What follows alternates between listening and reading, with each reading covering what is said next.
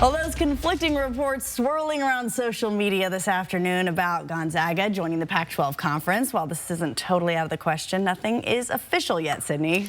Exactly. It was initially reported by Brett McMurphy on social media that Gonzaga and the Pac-12 had reached an agreement for the 2026 season, but 4 News Now has confirmed with a Gonzaga athletic spokesperson that this report was false. Now, that doesn't mean the Pac-12 isn't including Gonzaga in its expansion plan.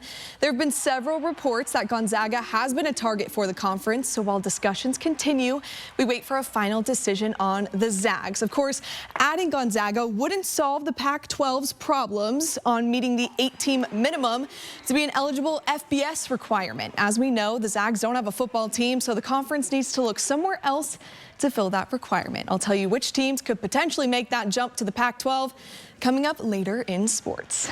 And you just watched 2 previous LSU Heisman winners battle it out on Monday Night Football right here on ABC. Rookie Jaden Daniels, the most recent Heisman winner, made quite the statement tonight in the Commanders' 38-33 win against Joe Burrow and the Bengals. This week's play of the game goes to rookie quarterback himself and his go-to guy, Terry McLaurin. The Commanders with the ball here on 2nd and 5, trying to stretch their lead. Daniels looks deep and finds McLaurin for a 55-yard reception that will set Washington up perfectly for 1st and goal. And that very next play, Daniels keeps it himself for the touchdown, so far proving his worth as the 2nd overall pick in this year's draft. And like I said before, still a lot to unpack as far as conference realignment. I'll be back for later in sports for that, plus how the Cougs are getting ready for their first ranked game of the season. Kirsten?